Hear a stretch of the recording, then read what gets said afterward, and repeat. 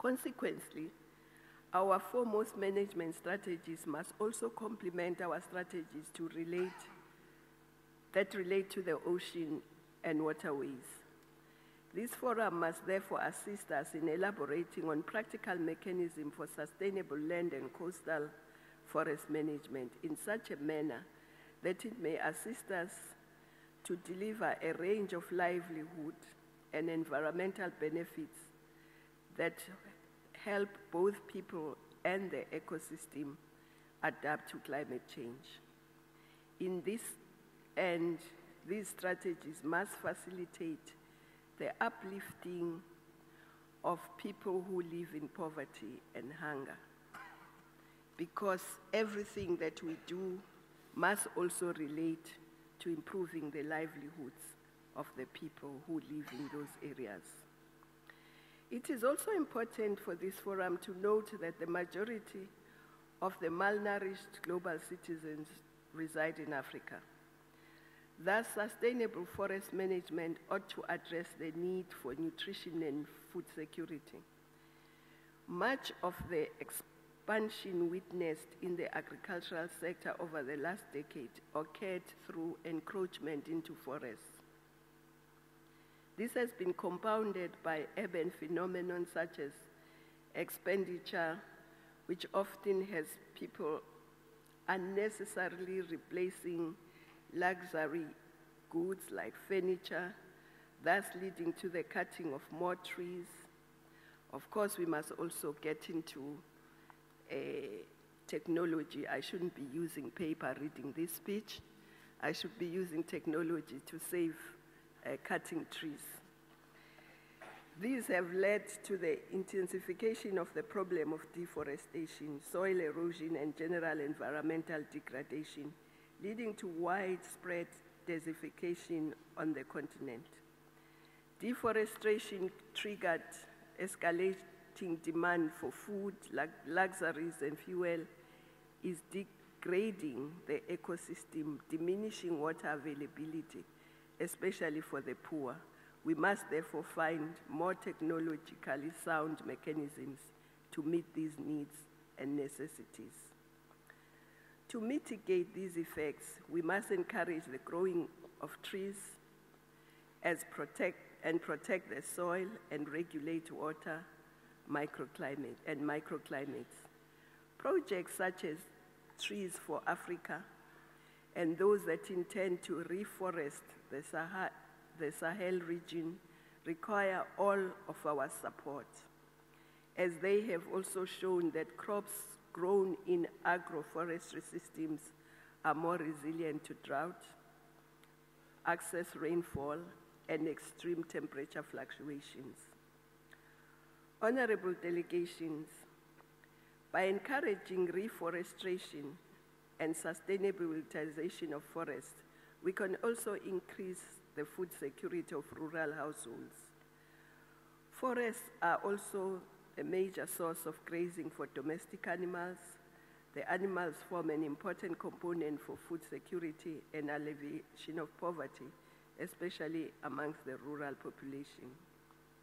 The ultimate goal should be the eradication of poverty, which will require all of us to embark on a path of inclusive growth.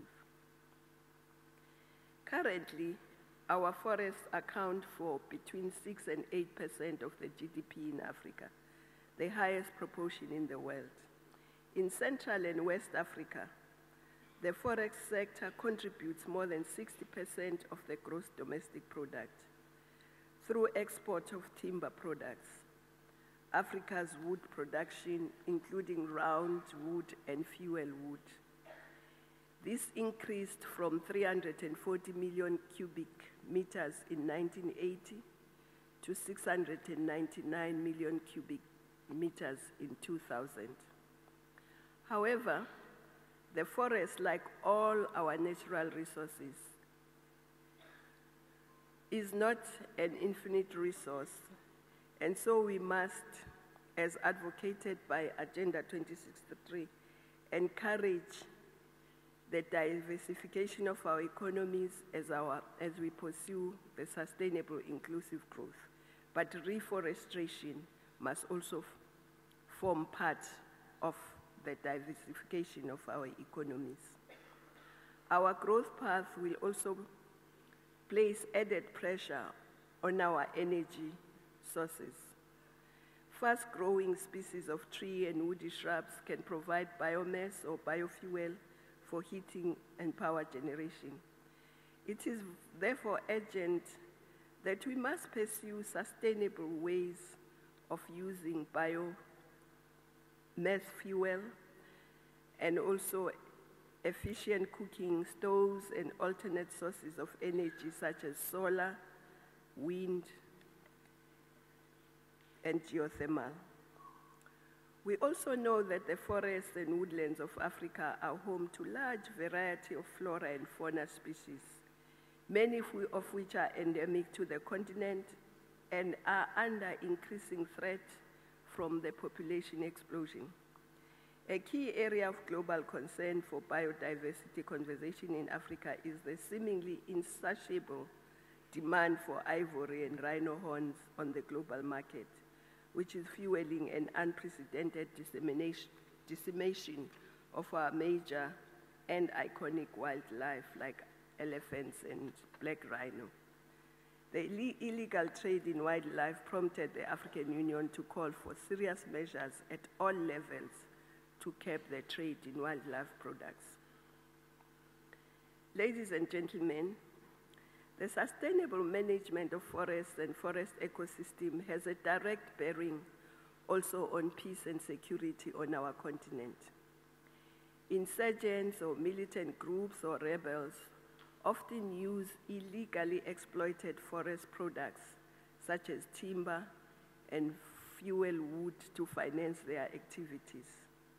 The trade in timber and wildlife is a classical example, which is supporting the proliferation of arms on the continent, thereby undermining our peace and development efforts. We therefore need to strengthen forest governance structures at all levels, enhance regional collaboration on forest resource management, to enhance our surveillance capabilities, to track and halt the activities of these destructive groups. The fact that forests often traverse national boundaries means that they have the potential to nurture regional cooperation and promote peace and peaceful coexistence amongst countries. With forest and forestry being an important part of the agricultural sector where women are active players, Africa must continue to mainstream gender equality and strengthen the role of women in forest-related projects and programs. 75% of farm workers on the continent are women. So modernizing agriculture by providing new technologies and irrigation and making the agricultural land more productive will decrease the demand of more land and destruction of forests in order to increase agricultural production. Empowering women and youth in the forestry sector can create significant development opportunities and generate important spillover benefits for their household and communities, particularly in rural areas.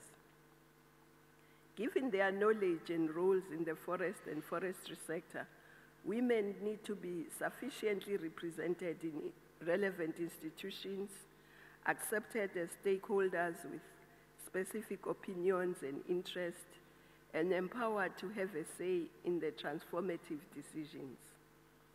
Efforts to empower women in the forestry sector include advocating for and enacting good governance systems for biodiversity conservation. Provision of ecosystems and mitigation of climate change are now recognized as some of the important roles of forests and have become an integral component of sustainable forest management. Ladies and gentlemen, in conclusion, I would like to say that Africa suffers from a wide range of challenges. These challenges are attributed to factors such as rapid population pressure, low investment, especially in alternate sources of energy, and weak public sector institutions and policies on forest resource management. Government actions, therefore, need to be intensified to change the trajectory to address these concerns. These actions include actively engaging the private sector, civil society, enhancing the role of women and youth in forestry. In so doing, we must also explore sustainable woodland resource management whilst also upscaling the capacities of public sector institutions that are responsible for forestry resource management. I therefore call upon the international community to step up support to ensure sustainable forest management in Africa. This is more so because our forests are important global resources, especially in the areas of climate change mitigation, in addition to their vital role in livelihoods. I would like also to take this opportunity to reiterate our appreciation to the strong partnership that we have with FAO in supporting forestry development in Africa.